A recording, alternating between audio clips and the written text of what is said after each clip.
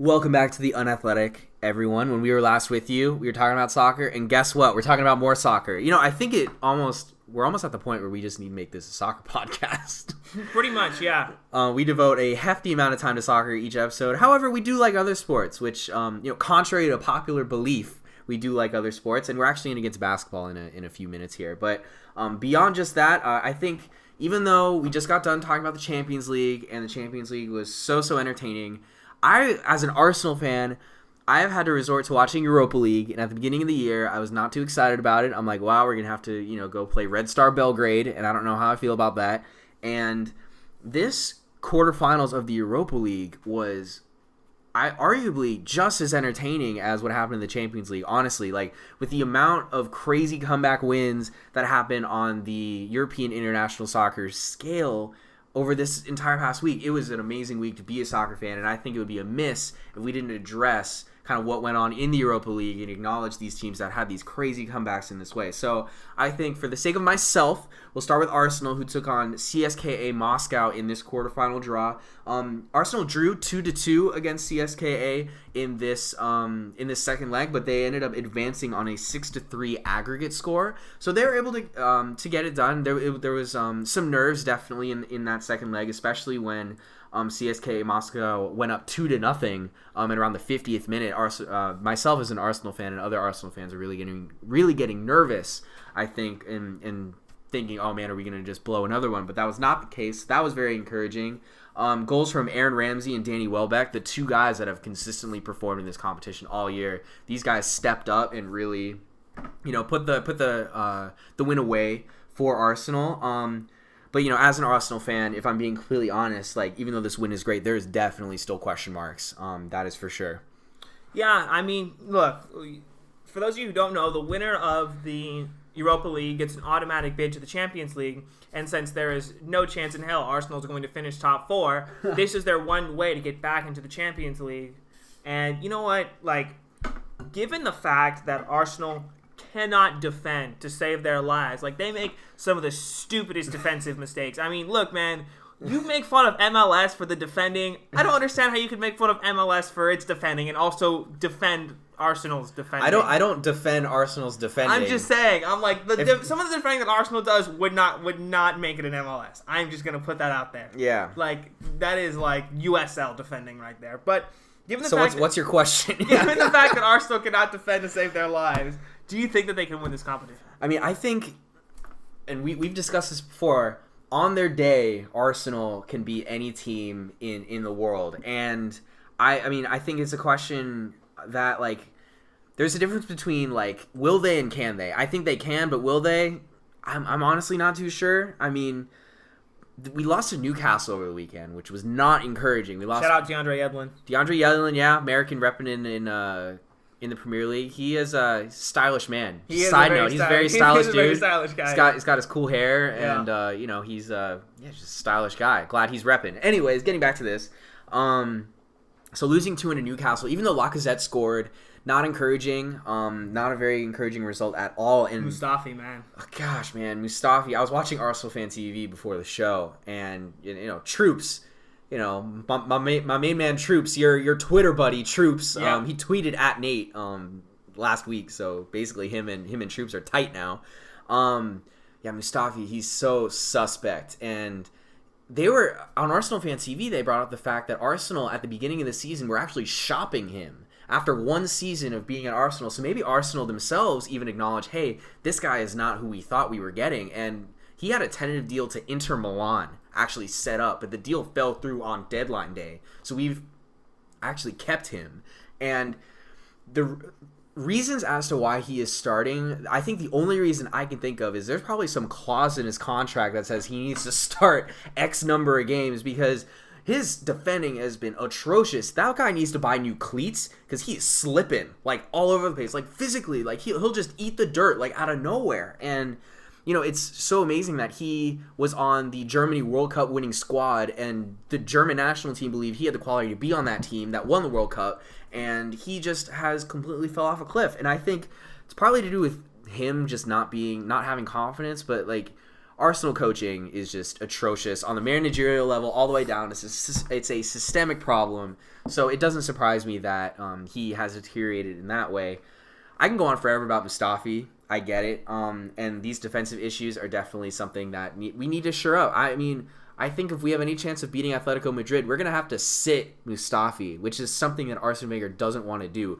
Rob Holding, over the weekend against Newcastle, he was probably our best defender in the back.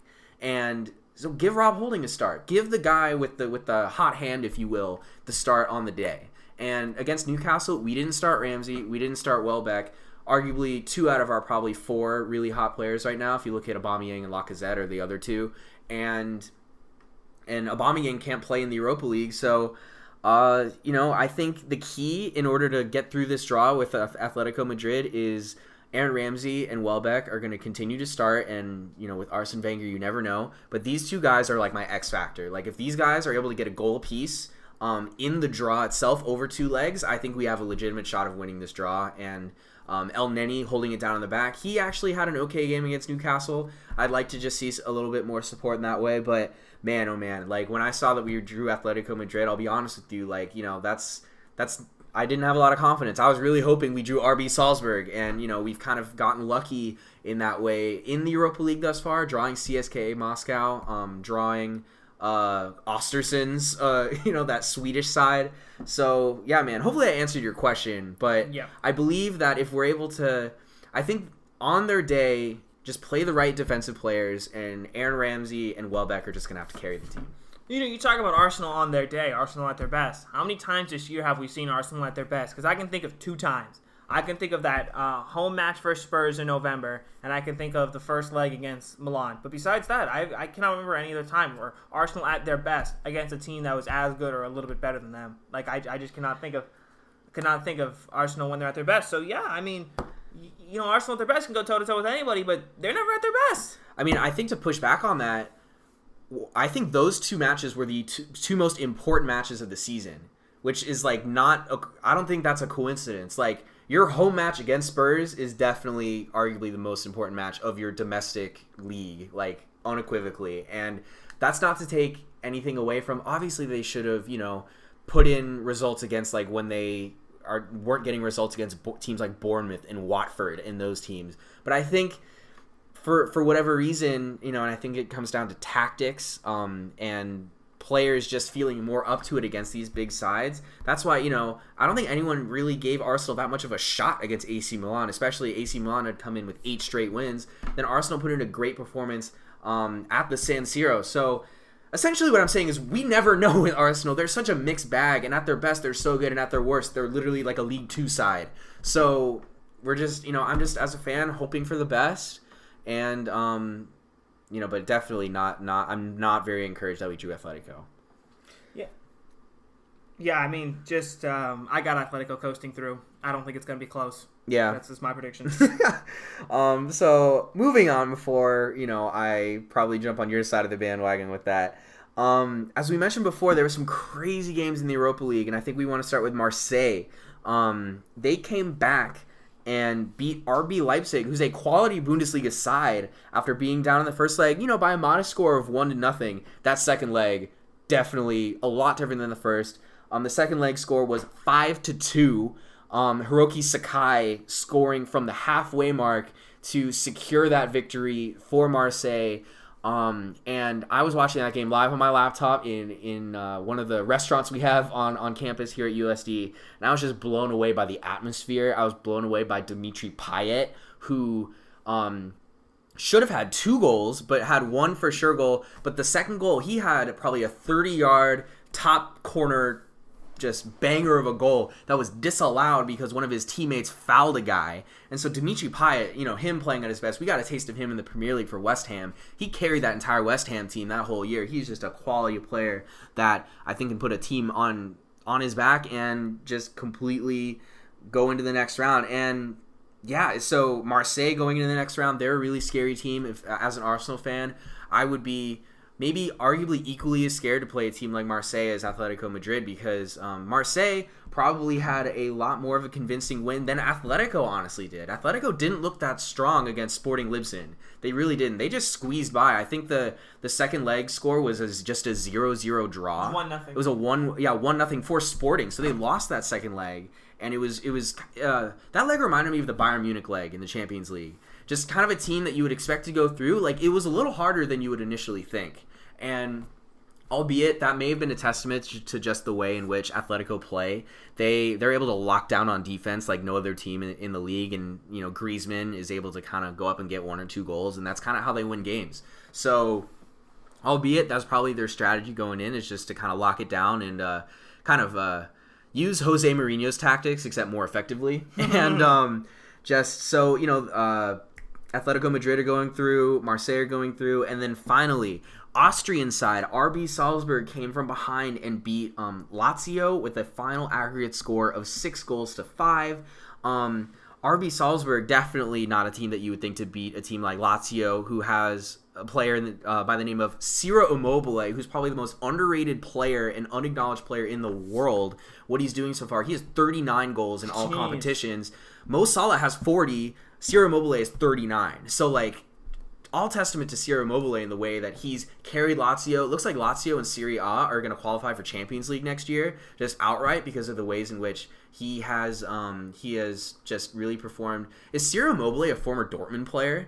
Did he go to Dortmund for a little bit? I believe so for a little while. Yeah, so I think he went to Dortmund. It didn't really work out, and then he went back to Italy with a team like Lazio, who you don't necessarily think of Lazio as having the top drawer, top players in the world, but Ciro Immobile this season has just... Some guys are like that. It doesn't work out at a big club, and they just go to a smaller club, and that's just where they fit in better, So some guys are like that. And Immobile actually scored in this draw for in this second leg for Lazio, but Salzburg scored 3 goals in 6 minutes to come all the way back against Lazio, and then propelling them into the semifinals of the Europa League. And so who says the Europa League isn't entertaining? It is quite literally the NIT of European soccer, but that doesn't, I don't think, take away from the quality performances that we saw in guys like Dimitri Payet, in guys like Hiroki Sakai, for Marseille, held it down from the back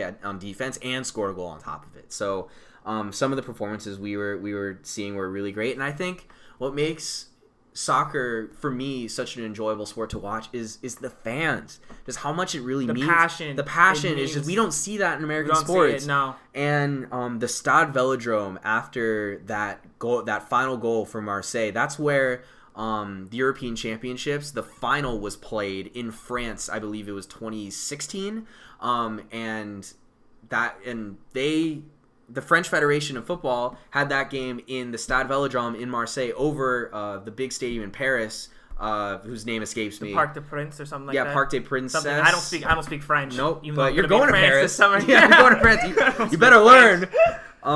So I think just the atmosphere, and for teams like Arsenal, who may not create a comparable team atmosphere at their home games, going to these away legs is going to be really tough for them. And I think, long story short, it was a really entertaining Europa League week. I hope Arsenal go through that semifinal leg of the draw. I believe that you have Atletico going through by a lot. And Nate, given all the craziness, let's take a look at. So we have RB Salzburg versus Marseille in the other end of the Europa League draw. One of those teams is going to be in the final of the Europa League, and the winner of that, obviously, as you mentioned, going to the Champions League. Who do you give an edge to in Marseille versus RB Salzburg? I have Marseille, and RB Salzburg. This run by them has been pretty amazing. We talk about Roma and Liverpool's Cinderella stories. Well, RB Salzburg has been the Cinderella story of the Europa League, but eventually that clock has to strike midnight, and the slipper will not fit. So I got Marseille going through. Yeah, I think I also have Marseille, and as I mentioned, the Stade Velodrome is just too intimidating of an atmosphere to really get anything out of it. So, I think that that kind of wraps up Europa League. Premier League weekend. It was that happened. With all the European international matches that went on, it was kind of easy to forget that Manchester City, in fact, clinched the Premier League. Nate, Manchester City, we've had their doubts about them in recent weeks due to, I think they lost 3 consecutive games, but, they ended up winning the Premier League title. So, on the whole, how would you rate Manchester City's season? I would give them an A.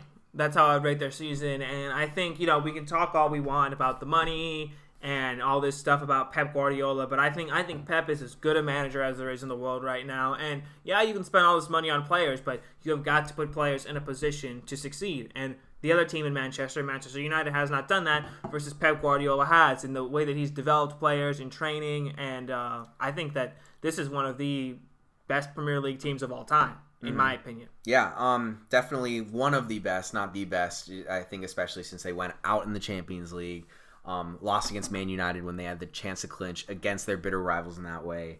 But that isn't to take anything away from what they've done this season, especially since they finished 4th in the Premier League last season. Going from 4th to third, I think. Third, yeah. Third. Yeah, Liverpool was 4th. Excuse me. And but last year people were writing all these hot takes about Pep, calling him Fraudiola, that he couldn't do it in the Premier League. And Fraudiola. Yeah, I think he proved that he can do it in the Premier League. Yeah, and who knows? It could be even more of an upward trajectory after this season. I'm sure they're going to fill some holes, maybe defensively, maybe they just like to throw money at players. So I'm sure we'll see another big money signing. I've heard like Marco Asensio rumors to them for a long time, so maybe we'll see him go there. But I think on the other side of the coin, when you talk about Man City, you got to talk about Man United, the other team in Manchester. And over the weekend, they went from 2 weekends ago beating Manchester City, unequivocally the best team in the Premier League, I mean, at least domestically. And then they lost to West Brom, who is dead last, 20th in the Premier League, for sure getting relegated. Like, they're, I think, 6 or 7 points behind whoever's in 19th place. Yeah, like, they're deep in relegation mode. And just for a little context, for people who don't know how big of a deal this is the equivalent of going on the road and beating the Patriots and then losing at home to the Browns the next week. That's like literally that's literally the Premier League equivalent of that. Yeah. So really, really amazing that Manchester United kind of went from an all-time high to an all-time low. Nate, Manchester United, I think that might sum up their season. They were an inconsistent side this season, even though it looks like they're going to be finishing 2nd this year. So I posed the question, how would you rate Manchester City's season? I'll pose that same question to you now about Manchester United. How do you rate their season in the context of just all the ups and downs that they've had? Given the expectations going into this season, I'll give them a B-. And I think that their season has been disappointing.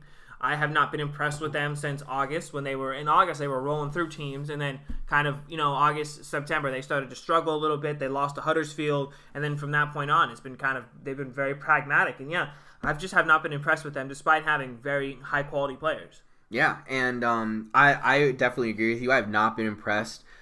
This might be I feel like both of us just hate United. I think that's like the one of the few things we come together. For me, I actually like some of the players on United. Yeah. Some of the players on United are some of my favorite players, but it's not the players, it's the way that they play. Yeah. It's very frustrating. Just it's one of the most bland, boring games to watch. Yes. Like things I would rather do, I would probably watch Bayern versus Sevilla over a Manchester United game. It was really just that kind of cringeworthy, and it was really a theme all year, and so I wasn't impressed. I think especially in the context of Jose Mourinho's like whack comments that he made, that we actually talked about on this show a few weeks ago. He threw like everyone on his team under the bus, instead of like De Gea, and that was kind of it. Like football heritage. Yeah, he was talking about heritage and how a team like United has no heritage, which clearly they have so much history, and so I don't know what the heck he's talking about. So I agree with you. Like, it was not, even though they finished in 2nd place, Manchester City tied the record for clinching the Premier League title the soonest, meaning that that's a testament to all the other teams in the Premier League, especially those who finished right behind Manchester City and not even making it competitive for them within the domestic league. And so Manchester United, they really should have put the pressure on City going into the final weeks of the season, and that's probably where they should have been. So, like, let's say they finished 3 or 4 points behind City when it was all said and done at the end of the year, then I would probably give them an A for the season. Like, if they were able to put the pressure on City more, but they just, they beat City when they had, in that really crucial game, and that was kind of, arguably the biggest takeaway for the entire season was them preventing City from clinching the title a week early. Yes. That's essentially, and then handing it to them the next week. And then handing it to them the next week by losing to West Brom is all Manchester United really have to say about this season, which in my estimation deserves a B-, if not lower, most definitely. All right, so when we come back, that wraps up for soccer segment. And when we come back, we're going to be talking about the NBA playoffs and just kind of giving our takes and kind of taking an overview of the NBA playoffs. So, all that and more when we get back. Like what you're hearing? Well, I've got news for you. You no longer have to wait a whole week to hear from your favorite sports personalities. Hi, I'm Nate Wiggins, and Ben Friedel and I have got you covered. Give our show, The Unathletic, a sports podcast, a listen. We release new episodes every Monday and are committed to bringing you the best content. That's right, the very best content.